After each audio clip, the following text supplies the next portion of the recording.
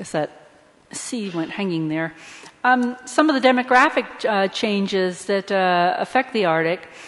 Through much of the Arctic, we're seeing a population loss. And so from this map, what you see is the red areas and pink areas are areas that are losing population in the Arctic, and the areas of blue are the ones that are gaining them. The funny little dots in the Canadian part of the Arctic are due to the way we collect statistics for settled points versus districts or larger areas. But this shows you that there are a lot of areas of loss of population.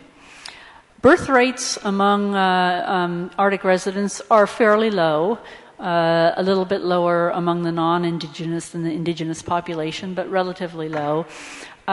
Mortality rates are higher on average for the Arctic residents than non-Arctic parts of these populations of these same countries. But the main influence is outmigration. And what we see is sometimes referred to the hollowing out of the population, especially from rural areas. Young adults are migrating out, and sometimes leaving their children even behind. What we're losing are the most ambitious and most skilled people. Now, some of this is due to push factors, the decline of local resources such as fish stocks, or the decline of services. In the Russian north, we had a crash in services during the late 1990s. But a lot of it has to do with pull factors. One has to leave the Arctic in many cases to receive education or jobs. I should say that this trend has reversed in a few areas in recent times. There are more people going back to the Norwegian north and the Fennoscandian north, as you can see from a little bit of blue there. The red sort of predominates, but in most parts we see a domination of pink and red. Urbanization, as I said, is increasing in the Arctic as elsewhere in the world. And again, this is a map which shows areas that are increasing in population in urban centers and other areas where urban or villages are decreasing. And so what we see is in most places the urban populations are increasing. Only again in Russia there's some decrease in the urban population. The pace is different, but the trend is the same across the Arctic. And this is a trend for both the indigenous and the non-indigenous part of the population.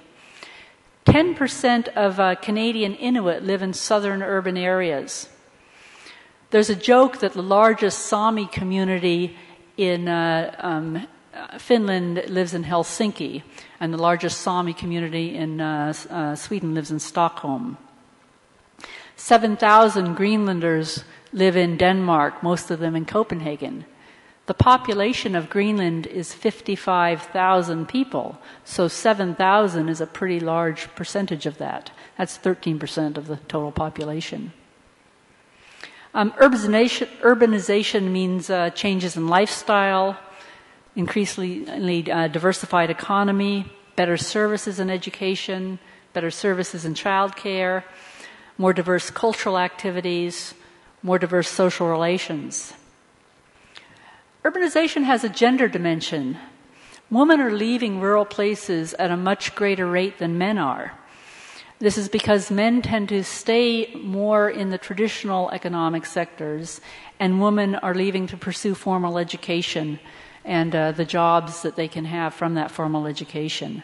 And this has a negative effect on rural areas and the rural economy. It affects family structure. It's very hard for reindeer herders in the northern part of Siberia to find wives these days. It affects public services. It affects the volunteer sector, as women tend to predominate in the volunteer sector. There are a few areas, like I mentioned, where this is changing, but it is, for the most part, a trend throughout the Nordic. Then we have another really interesting trend where groups are coming into the Arctic who previously weren't seen in the Arctic, as global migration increases around the world.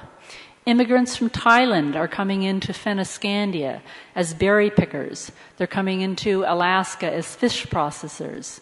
Immigrants from Eastern Europe are coming into some of the mining areas of the Arctic. It's predicted that industrial resource development in Greenland may attract up to 2,500 Chinese in the very near future. And again, 2,500 seems like a fairly small number until you think of a population of 55,000. 5% of the Greenland population could be Chinese residents soon. Okay, a little bit on the Arctic economy. I think we can split the Arctic economy into three different sectors. You've got the international resource economy, oil, gas, minerals, fisheries, forestry, and these areas are indicated on the map, some of the main centers. I think we sometimes forget about the role that the transfer economy plays. This is the money that the capitals send north, Ottawa and Washington, D.C., and Moscow, and Helsinki and Oslo are sending north to support the north. And that is a big part of the northern economy. And then finally, the traditional economy of local resource extraction, fishing, reindeer husbandry, hunting, those kinds of things. And these activities occupy the same space, but they often aren't very well connected.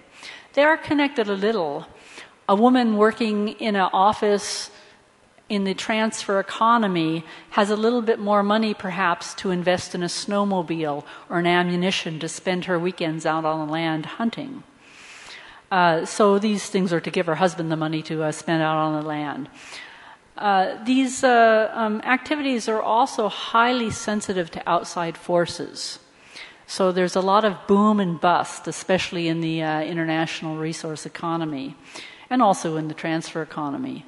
And it has a lot to do with political interventions can change things quite quickly.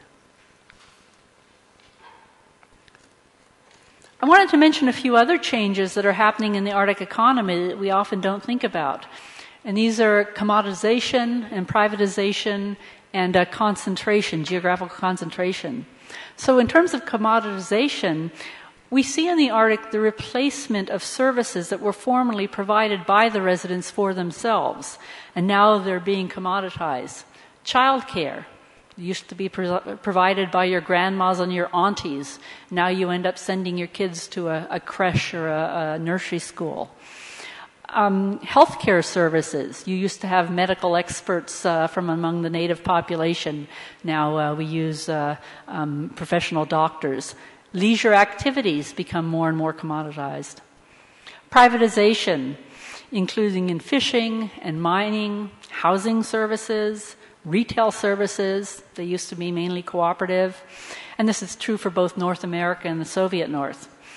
Even reindeer herding is now being privatized in Fennoscandia and the Russian North. We see the development of small businesses, and I think it's interesting to look at Canada in the development of businesses, especially among the indigenous population. The Inuit and the First Nations in northern Canada have been more successful than the non-indigenous population in creating small businesses in some areas, partly due to treaty settlement and the capital or the money that they've received that they can then invest in airlines and stores and things like that. In terms of resource extraction, which is going to play an increasing role in the Arctic, much is concentrated or increasingly concentrated geographically in terms of company towns. These company towns often don't really help the local economy. Workers come in and fly back out, and there's very little interaction with the local people. We're also increasingly seeing local people raising the issues about ownership to the region's natural resources. Who should own them? Who should have access to them? Who should be able to exclude others from them? Under what terms? And who should benefit from resource extraction? How should the benefits be shared between the local population and the distant shareholders of companies?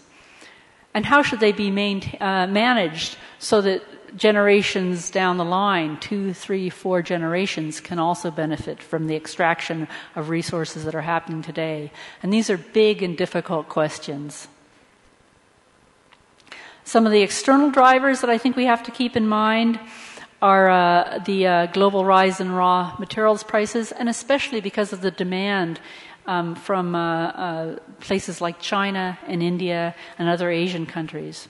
And also increasing accessibility makes these resources, which were formerly not economically viable, to now be economically interesting.